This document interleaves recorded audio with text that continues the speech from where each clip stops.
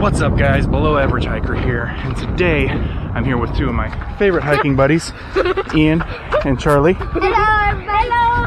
And we're taking advantage of this beautiful 65-degree day. It's gonna be awesome. Out here at the Springfield Nature Center, getting a couple miles in. Yes.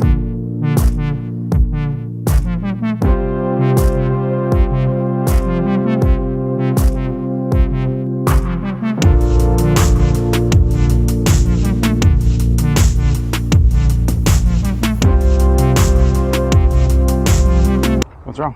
Nothing, I'm just tired.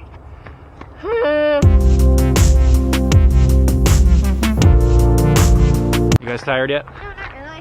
No, not really? I'm kind of tired. I mean, I was tired, but now I'm kind of relaxed. We're literally like a half a mile in. What? Yeah, we just started. Okay, then. Please have my water. Yep. And yeah.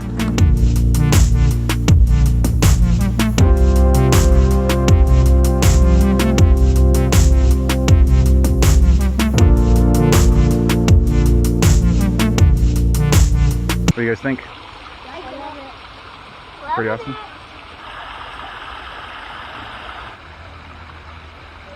You got this?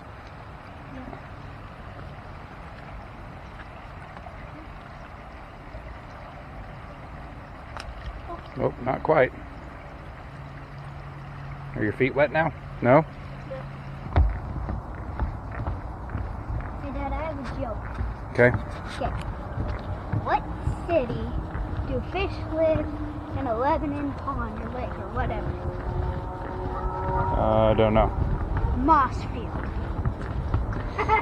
Oh, wow. But are you like fish on these legs? Nope.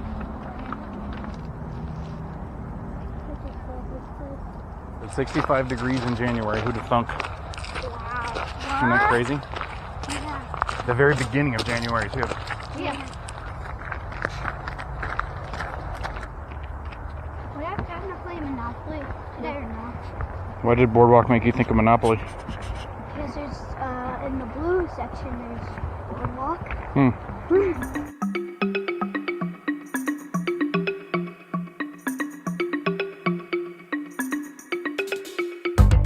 I just caught you picking your nose. I'm picking my nose, I'm rubbing my nose. Uh-huh. Sure. This is going on YouTube, too. Okay. It is? It's called being famous, Dad. That's Well, trust me, we will be far from famous by the time this gets on YouTube. You made it. You're still alive. How do you feel? not the best. Okay. What? Legs are a bit sore. Your legs are sore? Yeah. Okay. You feel okay? You like hiking? Yeah. I feel like flossing right now. No. No. Do you like hiking? Yeah. Yes. Yeah. Oh, gosh. Hey guys, welcome back to Below Average Hiker. Today we're going to be talking about 5 things that you need in order to get started hiking.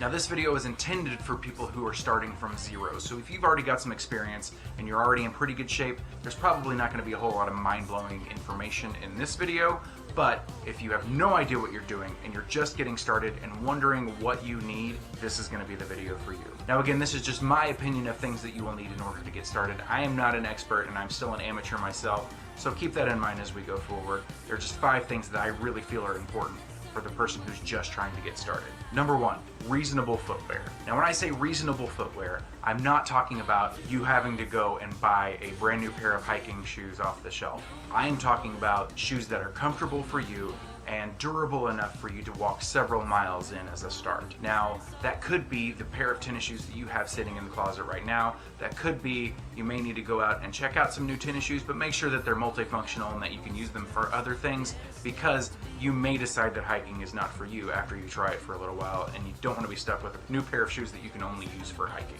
They don't have to be expensive. There are many expensive hiking shoes on the market. I am a big fan of Ultra Zero Drop shoes, but that doesn't mean that you have to do that right from the beginning and make that investment.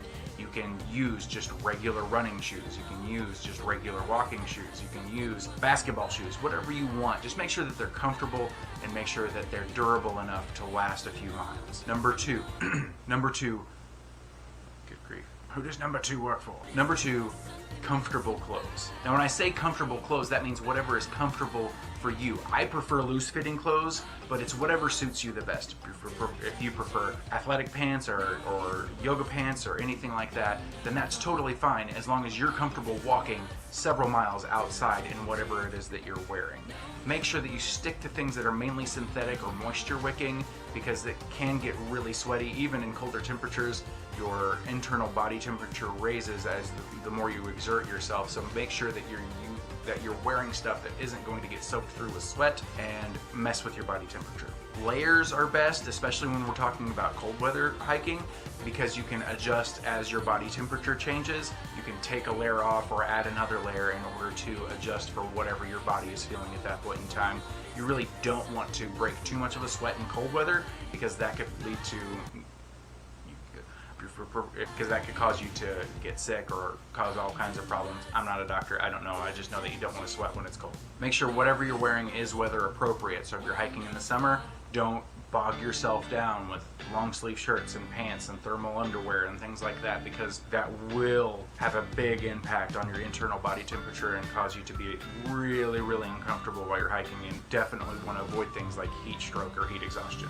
One thing that I will highly suggest is get you some synthetic underwear. If you're trying to wear cotton underwear, it doesn't matter if they're briefs or boxers or whatever it is that crazy people decide that you want to wear, make sure that it's synthetic and moisture wicking, because that's the last thing that you want to get soggy while you're out on the trail. Number 3, a place to walk. Now, it doesn't have to be a national park with a well-known hiking trail in order for you to get started. You can do something as simple as just walking around your neighborhood. What you really need to do, and the purpose is to get your body used to walking.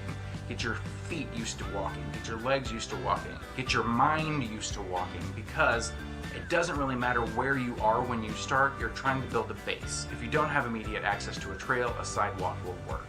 You can also use walking trails at parks. Now, that's not to say that you can't go and jump on a hiking trail near you.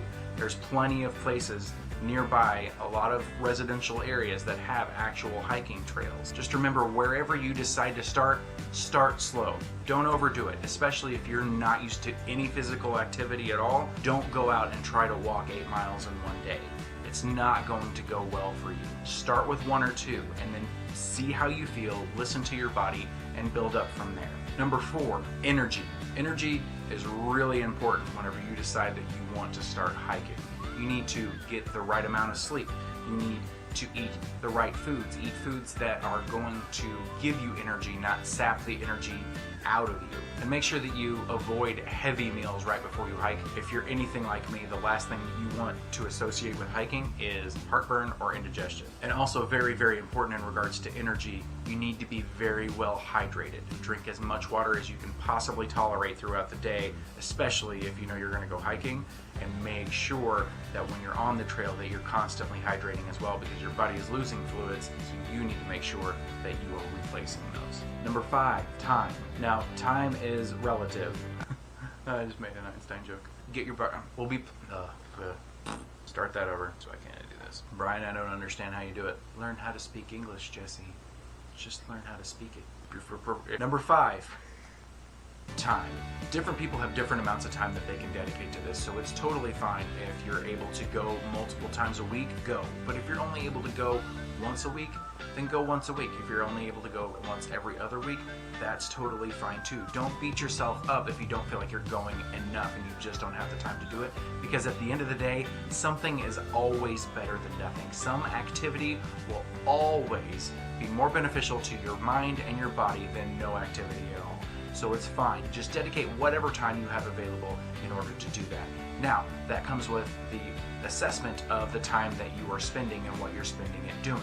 Maybe instead of powering through the next season of Game of Thrones, you go out and you go on a 6-mile walk. That's just a decision that you'll end up having to make at some point in time if you're serious about using hiking as a path to fitness. But I promise you, at the end of the day, if you dedicate the time to it and you start seeing results, you will be very, very happy that you did so. There's one more thing that I want to add to the list, but it is completely optional. I just know that it works really, really well for me, and it's completely free. And that is a tracking and or hiking app. There are a lot of them on the market, but the two that I use the most are the Hiking Project and the Map My Hike app from Under Armour. What it does is it uses your GPS location in order to map exactly where you've gone on a Google Maps interface, as well as how many miles, how many calories you've burned, what your elevation is, things like that I just really like to have at the end of my hike, to where I can look back at that and say, I did that, here's what I accomplished. And that really is a self-esteem booster and a motivational booster. And you can keep track of how many miles you hike throughout the year and how many miles you hike throughout the week, and you can set training plans and things like that. So it's a really cool app to have. I suggest you check it out. The basic version is absolutely free. The premium version is available as well. I don't see a lot of things that are far above and beyond with the premium version, so I just use the free version, but it works great, and I use it every time I go out and hike, and it's really, really cool to be able to look back and track my workouts. You can add pictures and talk about what the highlight of your hike was. It's really, really, really cool app, and it works very well for me to keep me motivated and keep me on track. So maybe it'll work for you as well. So these are just a few things that I feel are important for someone who is just trying to get into hiking. If you can think of anything that I left out, please leave it down in the comments down below. I would really appreciate it if you'd hit the like button, hit that subscribe button, and follow along as I document my journey of getting prepared and getting ready for my through hike of the Buffalo River Trail, which I currently have scheduled for May 15th of this year. I really appreciate your support. Thank you so much for spending time with me today. I hope you have an awesome day. This is Below Average Hiker signing off. I'll see you next time. Enjoy your life, and what is that? Enjoy your life? Enjoy your life. And as I